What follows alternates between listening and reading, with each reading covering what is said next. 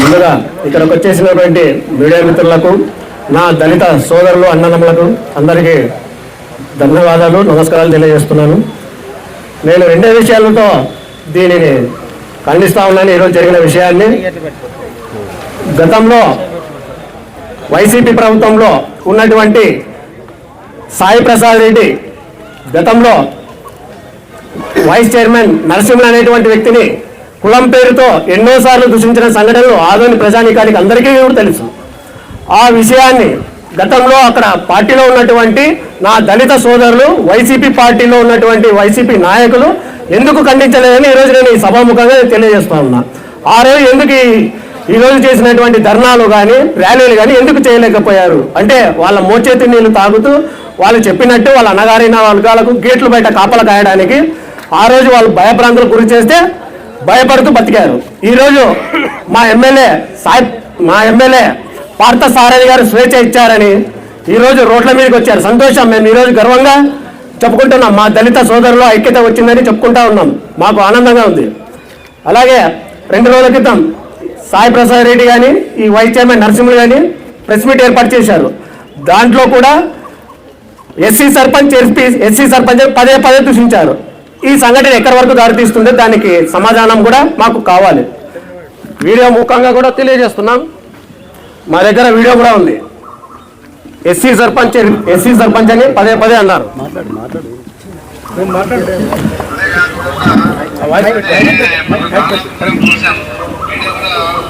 కింద పెట్టేసి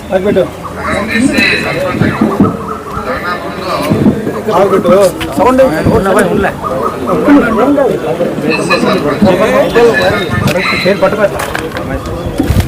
ముందైంది అది అవతల పెట్టాను స్పీకర్.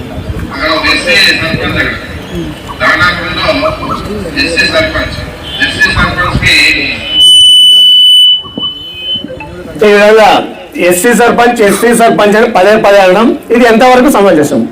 మాకు సమాధానం కావాలి. నరసింహులు కూడా పదే ఎస్సీ సర్పంచ్ అనడం ఎంతవరకు సమంజసం? ఇది మేము దీన్ని తీవ్రంగా ఖండిస్తున్నాం. ఈరోజు నేను ఆదోళనలో భారతీయ జనతా పార్టీ తరఫున పట్టణ అధ్యక్షులుగా ఉన్నాను అంటే ఆదోళనలో మా పార్థ సారథి గెలిచిన తర్వాత మాకు అవకాశం ఇచ్చారు. ఈరోజు నేను దాన్ని గర్వంగా తెలియజేసుకుంటున్నాను. గతంలో భారతీయ జనతా పార్టీ తరఫున ఎస్సీలకు ఎవరు కూడా అధ్యక్షులుగా పనిచేయడానికి అవకాశం రాలేదు. ఈరోజు నేను దాన్ని గర్వంగా చెప్పుకుంటా ఉన్నాను. దీన్ని రాష్ట్ర స్థాయి వరకు కూడా నేను తెలియజేస్తూ ఈ అవకాశాన్ని ఇచ్చినందుకు ధన్యవాదాలు తెలుసు. తదుపరి ఇంకా మాట్లాడే చాలా మంది ఉన్నారు కాబట్టి నేను అవకాశం కల్పిస్తున్నాను. సమావేశాన్ని ఇంతటితో ముగిస్తున్నాము.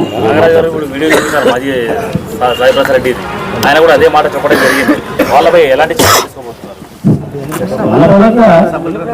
చట్టపరంగా చర్యలు తీసుకోవాలి. గతంలో ఉన్నటువంటి దళిత సంఘాలు కూడా ఎందుకు తీసుకోలేదని నేను మాట్లాడాను. ఇప్పుడు ఈ విధంగా ఎమ్మెల్యే గారు ఎస్సీ అని కూడా సంబోధించలేదు. మా ఎమ్మెల్యే గారు ఈయన సంబోధించలేదు, మీకు చూపించాను. గతంలో ఎందుకు ఇలా చేయలేదు అనేసి నేను క్వశ్చన్ చేస్తున్నా వాళ్ళని కానీ మీడియా ముఖంగా మిమ్మల్ని కూడా.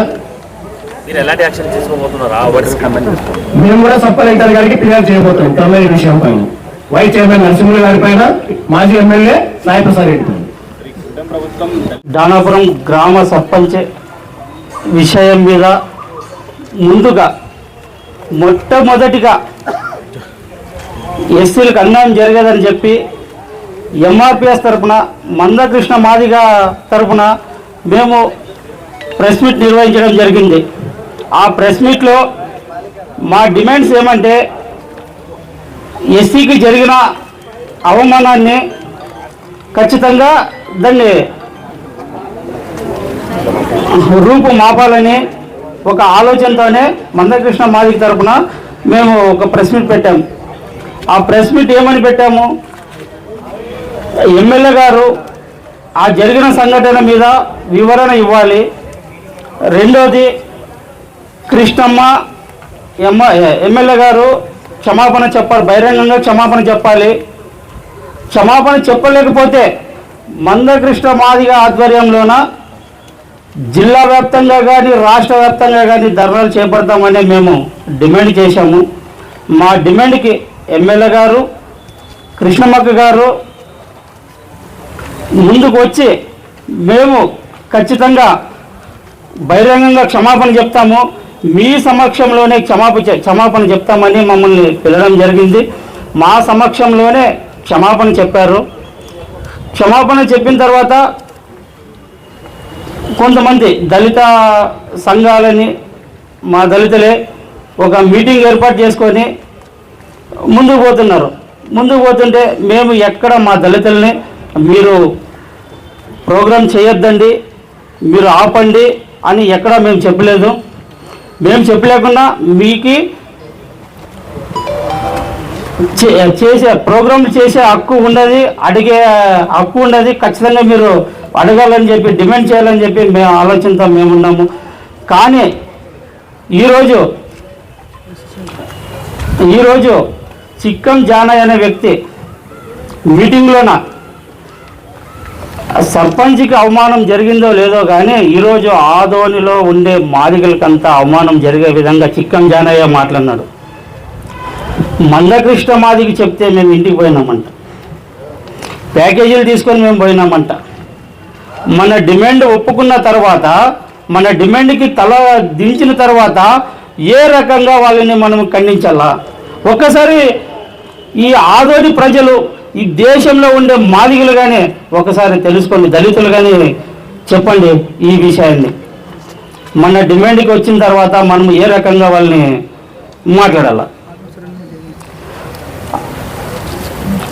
మీరు ఈ విషయాన్ని ఖచ్చితంగా గుర్తించండి. మేము ఎటువంటి తప్పు చేయలేదు, కానీ ఈ నిండు సభలోన మందకృష్ణ మాదిగతో పాటు అక్కడ ఉండే మాదిగలను కూడా విమర్శన అది తలవంపులు తీసుకొచ్చే మాటలు మాట్లాడాడు చిక్కం జానయ్య గారు. చిక్కం జానయ్య గారు మందకృష్ణ మాదిగని విమర్శన చేసే అర్హత లేదు. ఈరోజు చిక్కం జానయ్య ఏం చేశాడని చెప్పి మందకృష్ణ మాదిని విమర్శన చేస్తున్నాడు. ఆదోన్లో వాలంటీర్ విషయంలో చిక్కం జానయ్య ఏం చేశాడు? మేము చేశాం. మీదికేసుకు ఎంఆర్పిఎస్ మీదికేసుకొని చేసింది. ఐసీ శంకర్ విషయం చిక్కం జానయ్య ఏం చేశాడు? మర్డర్ జరిగితే ఏం చేశాడు? మందకృష్ణ మాదిగ తరపున శవం మోసుకొని సొంత బామ్మర్ది చనిపోతే మట్టిచ్చే పోలేదు. మన దళిత బిడ్డ ఐసీ శంకర్ చనిపోయాడని చెప్పి మేము శవాన్ని భుజాల మీద వేసుకొని నడి రోడ్డు మీద ధర్నా చేసిన ఘనత మందకృష్ణ మాదిగ సైన్యం మాకు ఉంది. మేము చేసాం, గర్వంగా చెప్తున్నాం. తర్వాత ఇంద్రనగర్లో ఒక గర్భిణీ స్త్రీని వచ్చి కొట్టిపోతే చిక్కం జానయ్య ఏం చేశాడు? ఇక్కడ ఉండే దళిత సమాజం ఏం చేసింది వాళ్ళకి? కామవరంలో 2 వ్యక్తులు దారుణంగా చనిపోతే, పెట్రోల్ పోసి చంపితే ఆదోడులో ఉండే దళితులు, దేశంలో రాష్ట్రంలో ఉండే దళితులు, దేశంలో ఉండే దళితులు ఏం చేశారు వాళ్ళ కోసం? ఇమ్మీడియట్గా ఎంఆర్పిఎస్ వస్తుందని చెప్పి శవాన్ని 8 గంటలకే పోస్ట్ మార్టం చేపిస్తున్నారు. 8 గంటల లోపల బూంచాలని చెప్పి ఎంఆర్పిఎస్ తరపున, మందకృష్ణ మాదిగ తరపున మేము పోయి శవాన్ని నిలబెట్టి ఆ ధర్నా చేసి ఖచ్చితంగా వాళ్ళకు వచ్చే గవర్నమెంట్ ద్వారా వచ్చే బెనిఫిట్స్ వాళ్ళకి రావాలని చెప్పి అందరూ హామీ ఇచ్చిన తర్వాత మేము వచ్చాం. అదే చిక్కం జానయ్య వచ్చాడా? డాక్టర్ బుడ్డన విషయం ఆర్టీసీ బస్టాండ్ వెనుకలు చంపితే ఎవరు ఆ శవాన్ని భుజాల మీద మోసుకొని అంబేద్కర్ విగ్రహం దగ్గర ధర్నా చేసిన ఘనత ఎవరికి ఉందంటే ఎంఆర్పిఎస్కి, మందకృష్ణ మాదిగ సైనికులకే ఉంది. ఆ చిక్కం జానయ్యకు ఉందా?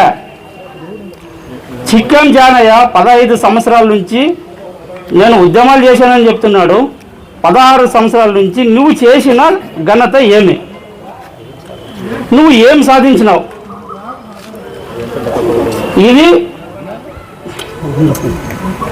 ఇది ఖచ్చితంగా చిక్కం జానయ్య తెలుసుకోవాలా. తర్వాత మన అక్కడ ఉండే దళిత నాయకత్వం తెలుసుకోవాలి.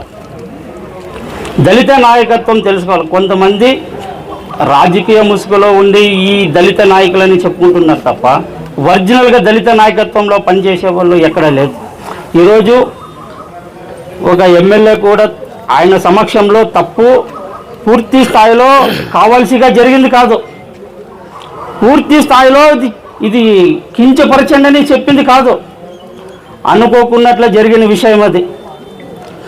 కానీ అక్కడ ఆమె మాట్లాడింది, ఆమె మాట్లాడినట్లు మీరు గతంలో ఇప్పుడు ఇంతకు ముందు కానీ వీడియో చూపించినారు, వాళ్ళు కూడా ఎస్సీ అని మాట్లాడినారు. అది తప్ప? ఓకే, మనం తప్పు అనుకుందాం, మన ఎస్సీలకి ఎస్సీ అనడం కూడా తప్పు అనుకుందాం. కానీ ఇప్పుడు కృష్ణమ్మకిని మనం ఏ రకంగా శిక్షిస్తామో, ఇప్పుడు వీడియోలో మాట్లాడిన వ్యక్తికి మనం ఏ శిక్ష చేస్తాం? ఒకసారి ఇప్పుడు వచ్చిన మా దళిత నాయకులే అడుగుదాం, మా దళిత నాయకులతోనే మాట్లాడదాం. ఒక్కసారి ఈ విషయాన్ని గమనించండి. కానీ మేము రాజకీయ పరంగా ఇక్కడ మీటింగ్ పెట్టేకేం రాలేదు.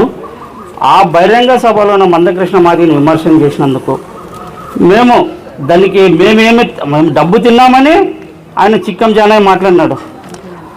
ఆయన దమ్ముంటే ₹1 తీసుకున్నారనే నిరూపిస్తాడా? ₹1 తీసుకున్నాడని నిరూపిస్తాడా? ఆయన నిరూపించినాడంటే మేము ఆయన కాళ్ళకి దండం పెడతాం. నిరూపించలేడంటే 3 రోజులు ఆయన క్షమాపణ చెప్పాలి. క్షమాపణ చెప్పకపోతే ఆయన పైన లీగల్గా యాక్షన్ తీసుకుంటాం, చిక్కం జానయ్య పైన లీగల్గా యాక్షన్ తీసుకుంటాం. ఈ విషయాన్ని అందరూ గుర్తించి మీ మీడియా పూర్తి స్థాయిలో రావాలని కోరుకుంటాను. నా పేరు గిడ్డయ్య, ఎంఆర్పీ జిల్లా నాయకుడు, ఆదోని నియోజకవర్గ కో ఇన్ఛార్జ్.